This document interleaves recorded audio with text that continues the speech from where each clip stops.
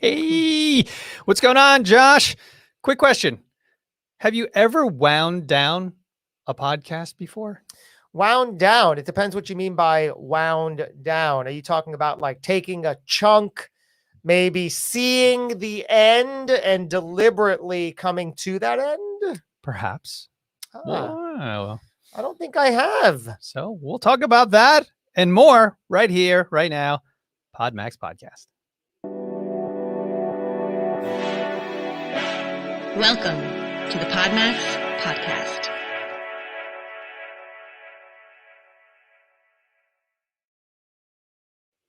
So, Josh, yes, you know and understand that all things must eventually come to an end. The cruel joke of life, isn't it? What goes up must come down. You and I have been talking about this for a long time. Yes, we have. And we knew that we needed a podcast together because it was a request, a constant and consistent request. You guys need your own show, your own show, your own show. We finally did it and we delivered. And here we are reaching our 25th episode. But today is 24, right? One more to go. Yeah. And Josh and I are thinking about the next step and the evolution of this show. And we can talk about that now. We can talk about it later. Talk. Yeah, we have decided that we're going to do at least 1 to 2 more episodes, wrap this season up, season 1 of the PodMAX podcast, and then bring something new, bigger and better to you, our viewers, audience, and community that we love so much. Great. Yeah. That sounds exciting. That's what we were talking about in the production meeting today. Yeah. We go a couple of more episodes and then we're going to do some things and then new things are going to happen over the summer. Yes. And then we shall be back with a new iteration of this show. Season 2. Yeah. Coming to you. Speaking of this show, I got a group text from you yesterday where you commented on the best reunion show you've ever seen. We're back to that because didn't we talk about this? Did we ever leave? Oh my goodness. I guess not. What made it so good? What are we talking about? We're talking about the Friends reunion on HBO Max, which was shockingly good. Why shockingly? Because you didn't expect it to be good? That's or reunion shows are notorious for? I went in with very low expectations. And to see everyone, 15 years older was a little sad. But they did it right. I think the cadence of it and the flow and structure of it was superior to any other reunion show. Dude, I mean, I haven't seen many reunion shows, but this one in particular, just like I've never seen anything like this, the way they've done it. They had James Corden as an interviewer host. You would think if you have James Corden, that's the whole reunion show. Typically, right? Typically that would be, he was probably 10% of the entire hour and a half, 2 hours, which I was surprised. I was like, this is great because I can get my fill of James Corden. Did you subscribe to HBO Max specifically for this, or did you already have it? Yeah, I already had it. You already had it? I jumped in with Zack Snyder's Justice League. Good. But yeah, it was good. Highly worth checking out if you did watch Friends and you were a fan of Friends. Yeah, they did some new innovative type of things, bringing the community in. Like, who does that? And ask them how the show changed their lives and inspired them. And a lot of them learned English through Friends, people. So it was pretty good. The reason I'm asking is because it's totally relevant to what we do here and in life and what our listeners do is you create a show of interest, right? How do you create a production, a standard that people are willing to buy into, literally, right? Because you have to, if you don't already, I'm sure HBO Max was thrilled to win the rights to that because it's like who gets the Super Bowl this year because they know they're going to get all the ad dollars. Yeah, exactly. So they did good things right. So it's the next evolutionary step. I think that it sort of trended, not this Friends reunion, but it will create a trend very much like, remember the live iteration of Grease? What, like NBC would have like the live, they've done several of those. Yes, right? exactly. So I think Grease was the first, which I watched. I grew up watching that movie. I love John Travolta, Olivia Newton-John. So then they did a bunch of others. I don't know, it was Sound of Music and like all these other ones continued live sort of Broadway type stuff, but live on the television. So there's an excitement and an adrenaline involved when witnessing and watching. That's why I love Saturday Night Live as well. You never know what's going to happen. So that trend has stopped. I'm sure we'll come back at some point, but I think this reunion thing is probably like, there's going to be a Mad About You. There's going to be it's going to be Mad About You. How I Met Your Mother. Like, I think everyone's going to do it now. Let's go back to Mad About You. Paul Reiser. My goodness, like second to Seinfeld. It was like the same era. So I read Paul Reiser's book, Babyhood and Couplehood. Couplehood, I think, was the first one, and then Babyhood. Couplehood is so darn funny. I was like, I love Paul Reiser and Mad About You. So funny. I think that it's due, and it has never been an official reunion. I know they did one on Larry David's show. It was like an unofficial Seinfeld reunion, but they need a proper one. Like, after seeing this one, it's like, come on, give it to us. We need this Seinfeld reunion. Yeah, I don't think it's in their DNA to really, I think that's why they're not doing it. They're it's hard, right? It's hard to get them all back. Right. He's like, I don't need the reunion money. Exactly. Both of them, right? David and Seinfeld. Exactly. All right. All right. So let's jump into the next segment, brother. Pro in the know. Cool. Do we raise levels on that one? That blew my head off. We have an audio engineer who's hard at work. So we're going to talk today, Joshua, about something that happened. Spotify acquired yet another freaking show exclusively on Spotify called Call Her Daddy. Yeah, we know that show. Yeah, it's part of the part of the Barstool ecosystem. And I'm just going to read quickly what happened here according to Variety. And that is Alex Cooper and her sex positive podcast, Call Her Daddy, they're leaving Barstool Sports to become a Spotify exclusive with a multi-year deal. All existing and new episodes of Call Her Daddy will remain free starting July 21st, 2021, as we listen.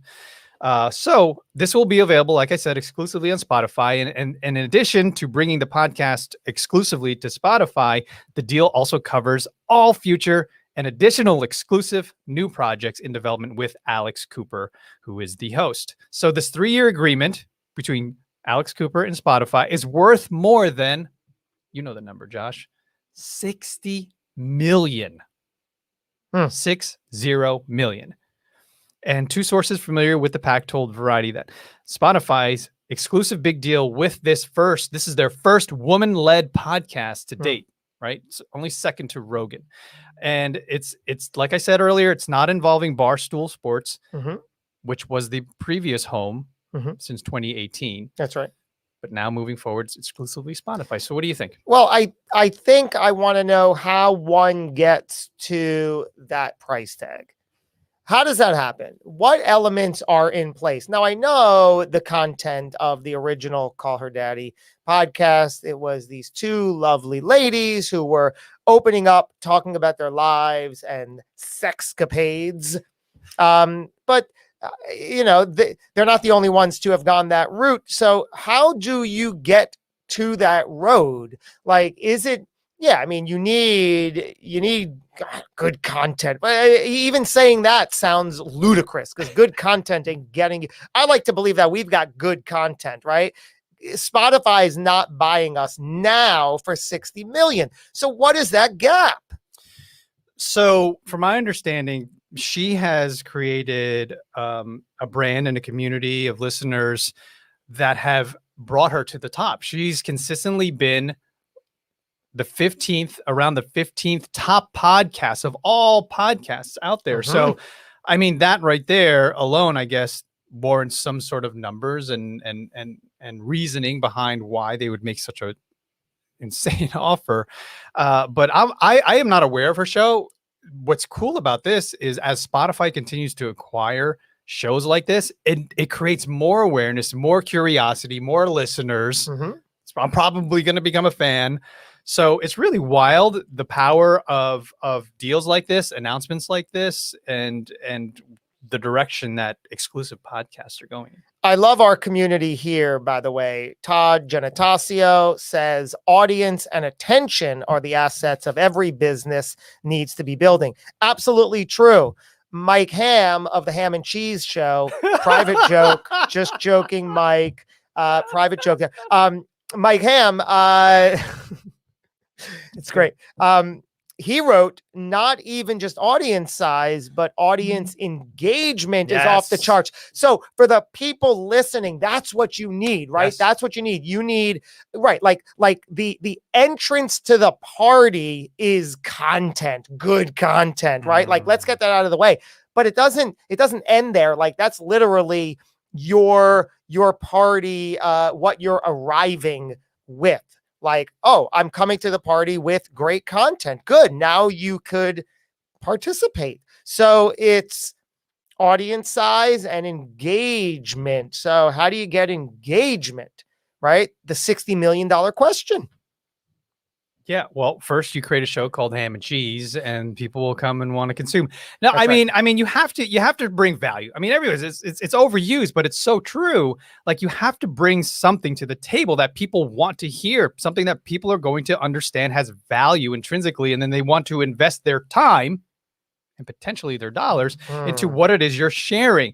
So yeah, it's there's so many reasons. And I would love to have been a fly on the wall during the Spotify meetings where they're like, okay, well, what are we going to 24 million, 28 million, 60 and sold. I mean, it's all very, very intriguing on how this is all being determined. And the thing for so many podcast hosts and people who want to become a podcast host see that. And they think, oh, I want that. I'm going to start a show. And just by my charming and attractive persona, everybody's going to come running. But what they don't realize is it's just like any other business. There has to be a model in place. There has to be marketing. There has to be a whole system in place that supports your personality. It's not just coming to the table and putting on a show and thinking you're quirky. You need to strategically and systematically market this to achieve a result, especially if we're talking about 8-9 figures. Come on. It has to be in place. So I think a lot of people's expectations are, I'll just get on the mic. My friends think I'm hilarious. That's got to be worth something, right? Absolutely not. It is a good start, though. Like, maybe not in every situation. Not in every situation, but not if you in every have situation. the confidence, yeah, I mean, give it a shot. But you also have to have a game plan. You have to have a strategy. What are you trying to do? What are you trying to accomplish? And how are you going to get there? Exactly. And understand and know it's not an overnight thing. It's the long game. And when you do the content, I mean, Alex Cooper has been doing this show for over 3 years. So, wow. Yeah. That's, I mean, 3 years. I mean, wow. but still, when somebody starts a podcast, you saw, you know, to them, they were like, well, I'm trying to get past 6 months, you know? Yeah. So 3 years to the road to 60 million. Right. That ain't that's insane. That's insane. I know. So it's good. Yeah. Right. And that's why it makes the news, by the way, right, because there is a substantial thing. So 30, I love this. Mike Ham is talking about splitting 60 mil with me for the Ham and Cheese Show. And then Todd's like 30 for the ham, 30 for the cheese. I love it. That's okay. Good stuff. So Thanks, what can we take away from this? I would say, and Josh, you know, feel free to add here before we move on, is it definitely always legitimizes our industry as it's continuing to grow and expand. You know, first we all heard about Rogan and his 100 million plus contract with Spotify, you know, Dax Shepard's, you know, armchair expert. And now with this show, same thing. The ball keeps rolling and getting bigger and bigger and bigger. And I wanted to highlight something here, an update to what I used to answer some of our clients and potential clients when they asked, hey, what's the ROI on a podcast? And, you know, Josh, my answer was always, well, what's the ROI on your mom?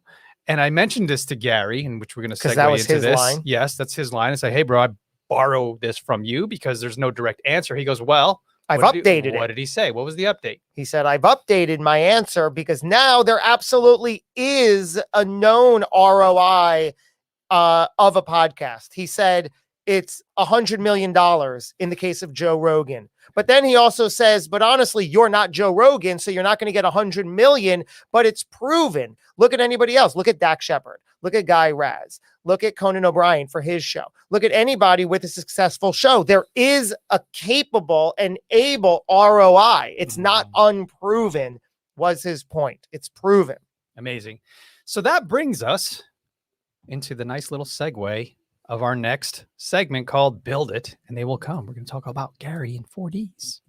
Build it, and they will come. So Josh, Yes. what did we experience and what did they build in which we came and participated in? We spoke a few times on this show about our upcoming and then past participation in VaynerMedia's now virtual event, 4Ds, Deep Daily Digital Dive, where you spend 5 or 6 hours with them learning from their C-suite on various things about all kinds of digital media marketing. And in the last 90 minutes, you get face-to-face time with Gary himself. And we did this a couple of weeks ago, and there were 6 of us attending. So you do the math. We each had about 15 minutes one-on-one time really with him in the Zoom room to really bring whatever question, any questions we want to the table. And he'll, give you 15 minutes of his feedback. So we did that. And what was great was we knew going into it that, yes, they're recording the whole session. Yes, they gave us a copy of the entire session. But we also knew that Gary is going to take his 90 minutes and repurpose it into an episode of his Gary V show. And he did that a couple of days ago. It's on YouTube with, I think it has about 15 or 20,000 views in the past few days. And then he also repurposed it as an audio podcast, which is kind of cool, right? So that happened. A lot of our community told us that it happened, right? Me and Erik didn't even know first when it happened. People are like, hey, I'm just sitting here and I see you guys. This is awesome. So what have you done with that since, Erik, and what's been happening? So I told you, because we're experiencing slightly different but same things. When I came into the studio this morning, I'm like, dude, the community is reaching out. They're asking a ton of questions. They're asking to set up meetings. They want to have calls. They want to figure out what it was all about and what we thought. And I'm like, okay, we'll set up some calls. Let's have some chats. When do you want to meet? Blah, blah, blah, blah, blah. Now I'm realizing, here it is, folks. Like, we're going to talk about it here live on the show. And for those of you who are asking for some time with us, I'm going to send you this link. So no hard feelings, because we're going to peel the layers back. We're going to talk about our experience, potentially good, bad, ugly, mostly great. But I will have to say, Josh, and I'll preface this to anyone out there who is wondering about it. And I love the 4Ds, and it depends on the process, the place you are within your path and journey, right? So we're in the marketing space. Okay. We've been doing this for years. We're a team of marketing experts. So to come into the room, I valued a ton of what they were giving us and sharing with us, especially on the granular level of where TikTok is and Snapchat, because those are the things I'm not paying attention to, but they were, and even all the things that have been changing on a daily basis with Facebook and LinkedIn and all those things. So those guys are by far the experts when it comes to what's now in social media and all the platforms. So that was great. But there was a lot of other things there, like personal branding or podcasting, where I valued and pulled nuggets out of it. But I mean, there were other people in the room that it was fresh and new advice and things like that. So, I mean, great value. Absolutely recommend jumping into a 4Ds program if you have the marketing budget to invest. But then, of course, I mean, it was all Gary. Like, as soon as Gary stepped into the room, that's where the real sort of value started coming in. Well, there's something so interesting about it, because the day was 5 to 6 hours, and each hour they brought in another high-level Vayner person to talk to you about their expertise. Shout out to Claude Silver, who was one of those hours, who gave us some time. but like you said, the ticket is, let's be real, right? You're buying for Gary. You're like, wait a minute, I get face-to-face, one-on-one time with yes, please. And even the moments that were not your own 15 minutes, you can imagine that sitting in those 90 minutes is still incredible because you're watching it unfold in real time with your peers and colleagues in the room, with Gary giving feedback. It was just amazing. So a separate side note that there's something intriguing there. What is the takeaway there? That he's established himself as this person of value that you want to pay for, packaged it in a bigger context, gave a smaller portion of his time, which is really the big ticket. So it was amazing. Here's another interesting thing. When it's happening in real time, anything like this really, you're almost playing two parts, right? You want to be involved and in the moment of like, okay, I want to be present to absorb and listen and acknowledge what he's saying. But then also you're like, how cool is this that we're in this position to be here right now, getting the feedback we're getting, because it was amazing. So all to say, I had one impression after the fact of what our time with him was like.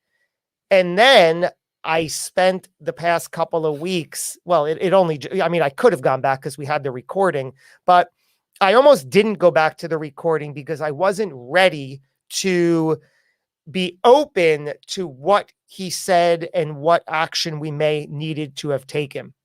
However, this morning, I listened to it. And again, it's just 15 minutes, but I listened to it with an open ear and an open mind and an open heart. And it was amazing, right? I feel proud he doesn't sugarcoat anything, and he didn't sugarcoat anything. We brought some very specific, vulnerable places we are to get the most out of it. And he delivered, but it wasn't like, I don't feel embarrassed. I don't feel ashamed or, like we're getting laughed at, or quite the opposite. But that's how we play tricks on ourselves. Like, how am I going to look? Like, it was amazing. We were bringing a legitimate issue, question, and problem that we wanted to overcome. He held nothing back, threw no punches. Some people say, he may have insulted you guys a little bit. Now, granted, in 15 minutes, he doesn't have the complete picture. We can't paint the whole thing for him. So he did his best. And he said a few times, look, I'm just making assumptions based on but it was fantastic. Here's what I love about the feedback that we're getting from the community. Multiple times people have hit me up and said, either one, I'm not as big a Gary fan as I normally was because of what he said about us, right? Us, shout out to Larry.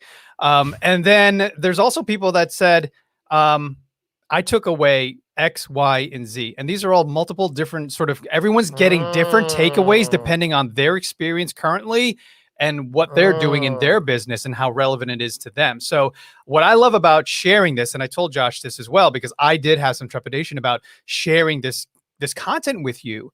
One of our core values, which I hold very close to me, is transparency. I am a fully transparent type of person. Therefore, it trickles and we spread it out with love in our community. And this aligns with that, folks. You saw the dirty deal behind the scene with business and building and what we're trying to do. So I just wanted to make sure that everyone understood, this is business and we're putting it out there. And you see the front, but we're also showing you the back with pride, as Josh said, and knowing that we're growing. We're a growing company. And with people like that, with Gary and Claude and James and all these people that are on our side and in our corner, there's only great things that are going to become of it.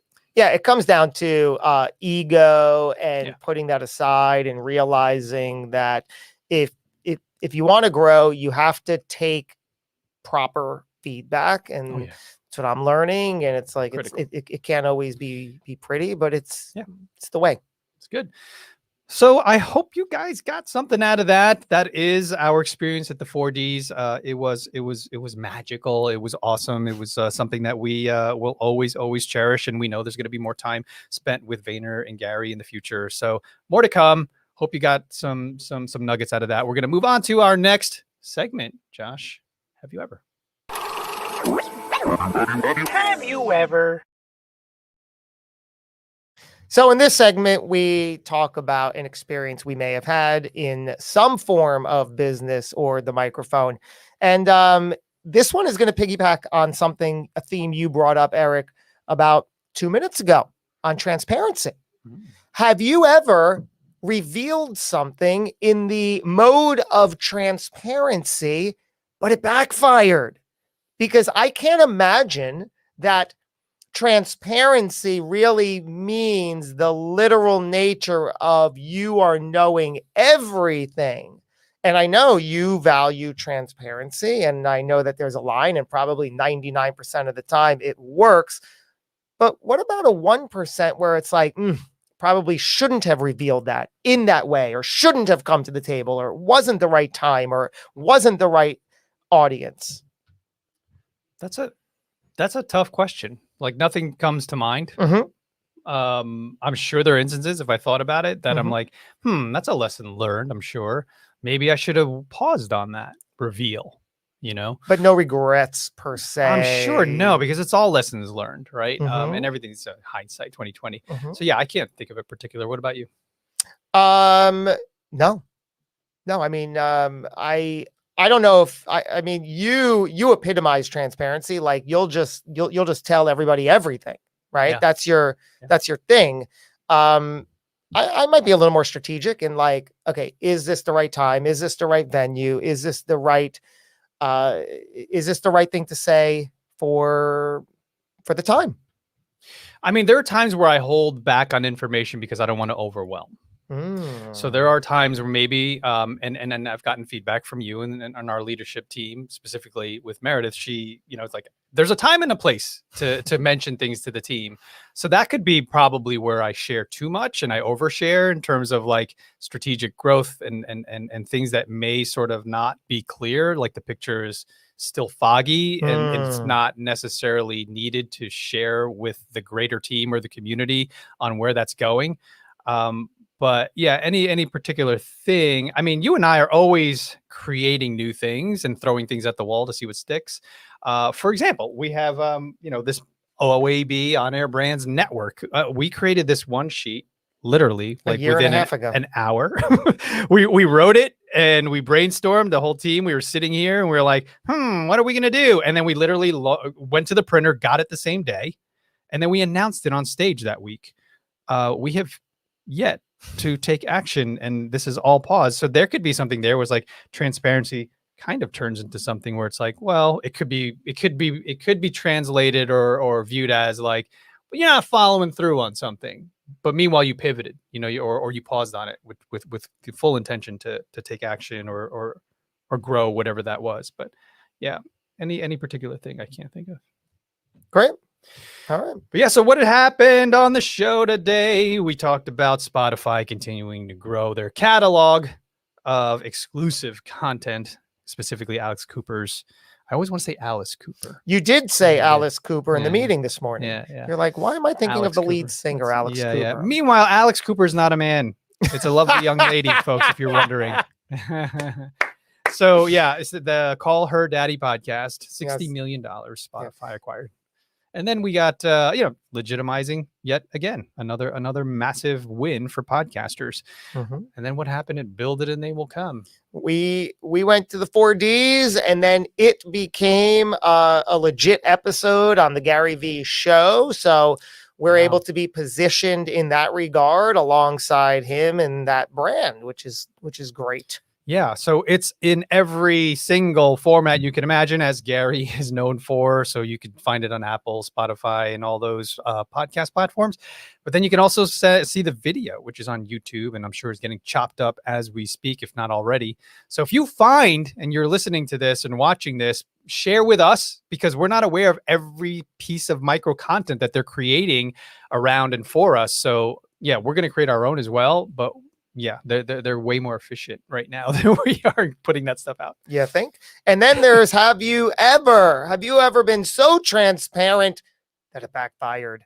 Realizing there's a time and a place. And just to tail end that point, it also comes down to being self-aware, right? The more self-aware you are, the more you could sort of filter yourself with your transparency, which I think is necessary, right? I don't think anybody wants or expects you to be just so open, right? There has to be a level of appropriateness via filter. Yeah. Depends on your personality as well. Really? Wow. I think so. I think there's different strokes for different folks, and whatever works for your personality works, you know, and everyone has a different definition of transparency, I'm sure. But yeah, folks, that is it for us. We are going to segue right into our On-Air Brands live hosts. What's to come? Yo, what's going on, guys? Yo, Amber, you're muted. Say hello, though. I love the topic of playing tricks on our brains here. All right, Amber, now that you're back in, let's say hello here. Hello. I mean, I didn't realize I was muted, but thanks for wanting to hear my voice. I appreciate that. This is something that we came up a lot on Friday at PodMAX, right? And you posted yesterday on Facebook, Josh. What was the quote that you said? A friend will not let a friend use their computer mic when there is a legit professional microphone next to their face. 3 inches from their face. Now, you just got that from your head. You practically said it word for word. So nice. Thank you for absorbing me. I feel heard. I feel seen, my man. So thank you. Which is really all anybody wants in life. Ever. Feel heard and seen. Ever. You agree with that, Amber? I do agree with that.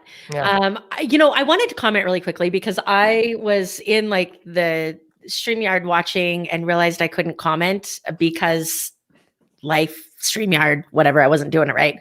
Todd and I had this whole conversation this morning about how nothing in my morning has technologically worked out the way it's supposed to. So that just adds to it. But I think you guys said something really, really important earlier about understanding. Are you sure? I am. It's the one thing. No, I'm just kidding. Okay. No, wait, about understanding your journey, right? I was just having a conversation with somebody about the value of an event. And they said, well, it was okay.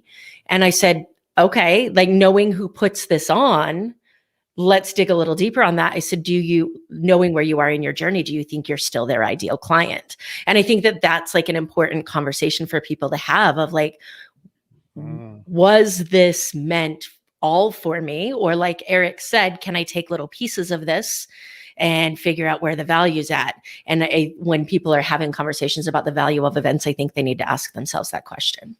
Yeah, it's funny. It's the value of events, shameless plug for PodMAX, but it's what you were saying, Josh, before about playing tricks on ourselves, right? And I love learning how to play tricks on my brain to make me level up, as opposed to like, I think by default, our brains are like on the negative, right? Like just it's a weird human thing. But you had this amazing experience with Gary Vaynerchuk and, you loved it. You were there live. If no one, for the people who don't know you guys or PodMAX and they just subscribe to Gary's show, this was literally just another episode where he said the same thing to 9 different people over an hour and a half. Why do our brains trick to being live? And the same thing, Steve Sims on Friday. I've heard him on a dozen podcasts before, but hearing him live at PodMAX because I'm in the Zoom with him gripped me and hit my brain differently than I'm sure if he was on a podcast episode, he would have said the same stuff he was saying at the event. But because you're live and experiencing something, and when you invest in yourself, when you pay attention, all that kind of stuff, like these these tricks on our brains, I think are good for people to understand, like how to add value by, like you said, Josh, be present in the moment and engaged on what's happening. And you can receive things in a much more beneficial way than when you're doing the dishes, listening to a podcast, right? Like, can I add, Todd? I liken what you're saying to an everyday thing that we do is drive, right? Yep. From point A to point B. Yep. But every once in a while, and hopefully it isn't this, you get close to an accident or you get into a car accident. All of a sudden, your heightened awareness and adrenaline spikes so high that normal experience of driving a car becomes something else that you remember every freaking detail, every second that went by turns into microseconds. So I think I kind of liken what you're talking about to the experience of a live event is you're absorbing that information. And anyone who relates to this, please share in the comments. When you go back and listen to that or watch that event that you were live in, it sounds completely different. You're hearing things you didn't hear. It's a totally different experience, like you said. Yeah. It's just, I mean, really what it comes down to in a word is our mindfulness, right? Like, are we being mindful in what we're hearing and listening to, or are we going through the motions and checking off boxes? Yeah, I think there's this priority side to it as well, right? Your podcast, your YouTube channel, all these electronic means of consuming content, they're evergreen. So when we're listening to them, our brain is like, oh, I've got to multitask. I can go back and listen to that later. When you're in that Zoom call with that person, your brain doesn't have that same thought. Like, this is it. And I don't know about you guys, but I'll get messages from my production team and they'll send me a quote from one of my podcasts. I'll be like, who said that? And they're like, you, right? And I'm like, I'm smart. Like, who knew? I'm smart because that makes sense.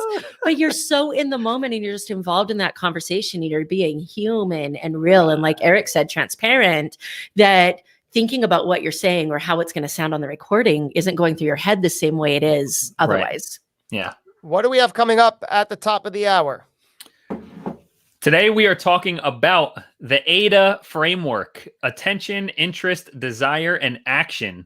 We're going to be looking at that at a micro and macro level. So at a macro, how do you move someone from left to right, from attention, interest, desire, action? But every single touch point and piece of communication you have also needs to get their attention and their interest, create desire, and get them to take the next action. So how do we look at the AIDA framework at macro and micro levels so that we can improve our communication? And Josh, like you mentioned earlier, systematically move people through our marketing and sales communication.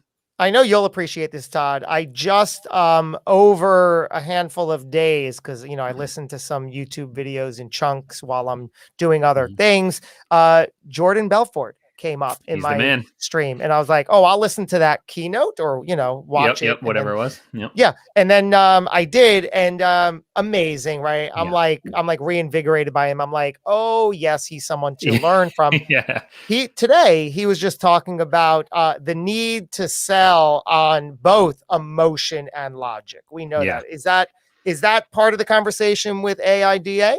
Yeah, definitely. I mean, it's definitely how you get someone interested and create a desire for them to take action. It can't just be logical. It has to be based on emotion, right? We buy with emotion and justify with logic. Yeah. I was just going to say that same thing. We think it's logical. Everybody thinks that they're going through this logical process. But if you really step back and think about when you've made a decision, it's like you decided you wanted something and then the logic came into it later. So it's interesting. We're also going to dig in just a little bit to that fine line between your business goals and that need to truly connect with people and have no agenda and be there to just show up of service, and how you get through that filter that exists on social media and email right now of I want to connect, right? Yeah. Yeah. And it's something that, all four of us here and all of our listeners and community, we are all very, mission driven, passion, purpose, whatever words you want to use. And so we do genuinely have the intention of showing up to add value and serve. But then we also have business goals. How do you balance those things out and then do it in a way that doesn't sound like the 1,000 other robotic messages that say the same words? Yeah. Well, this is amazing. You guys are on the air in 18 minutes from now. Sounds incredible. I'm already hooked on the show. Have a great one. Todd, did you mention the episode number? So if anyone's today will be episode number 13, season 3. You can get that at onairbrands.com/show. If you guys are watching live now, head over to facebook.com/onairbrands and drop a comment. Let us know you're watching. Love it. For now, we're going to have our community take us out and hopefully tug at your emotions with some logic built in so you know what we're capable of and why you should participate. Talk to you soon.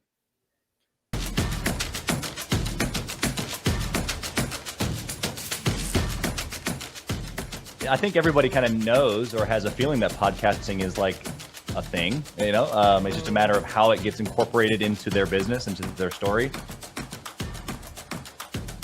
Where else can you get on an event like in person or online, and have like this collection of people. Any person that this group and this community attracts just like brings it. There is no community like the PodMAX community, guys. I love PodMAX. I love everything about this environment, this family, and every one of these events. It's just tremendous. This is our 5th time here, and every time it just gets better and better. I mean, the relationships, the format of the event, and the opportunities to put us in front of people like David, for example. So we're always open to having deeper and more meaningful conversations one-on-one with each and every one of you to say, all right, how do we help each other? We're all in the same game here. It's life, right? Let's just do it as best as we can and have a blast doing it. I am just like living off the energy from my 2 interviews this morning, getting pumped for my 3rd interview. There was just a lot of personality that was brought. There was a lot of deep conversations that I wasn't anticipating. It just created magic.